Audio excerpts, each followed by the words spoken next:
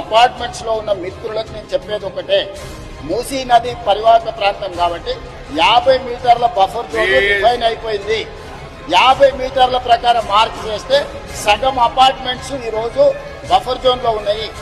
రేపు భవిష్యత్తులో అది కొనుక్కోవడానికి అమ్ముకోవడానికి పనికిరాదు.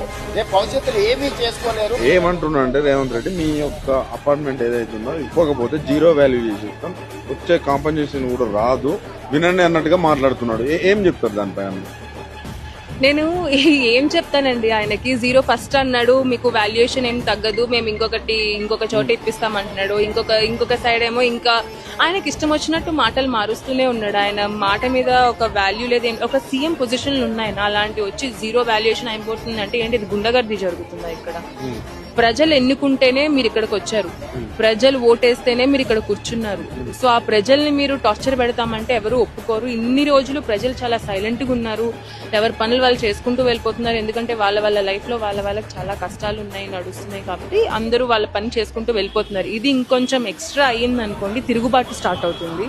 తిరుగుబాటుతో మీరు 5 సంవత్సరాలు చేయాల్సింది 5 సంవత్సరాలు చేస్తారో లేదో కూడా గ్యారంటీ ఉండదు. అలాంటి ఒక డెసిషన్ తీసుకోవద్దు. తీసుకుంటే మీకే నష్టం. మళ్ళీ నెక్స్ట్ కాంగ్రెస్ పార్టీ రావాలంటే ఏదైతే వ్యతిరేకత ఉందో జనాల మధ్యలో, అలాంటి డెసిషన్ తీసుకోవద్దు.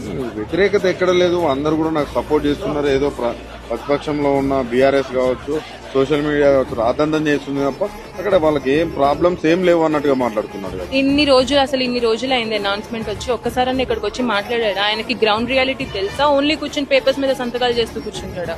గ్రౌండ్ రియాలిటీ తెలియాలంటే మా మధ్యలోకి వచ్చి మాట్లాడాలి. ఇక్కడ ఉన్న ఎమ్మెల్యేని ఇప్పటి వరకు వచ్చి మాతో మాట్లాడలేదు. ఇంకా వాళ్ళకి ఏం నాలెడ్జ్ ఉంటుందండి గ్రౌండ్ రియాలిటీ గురించి?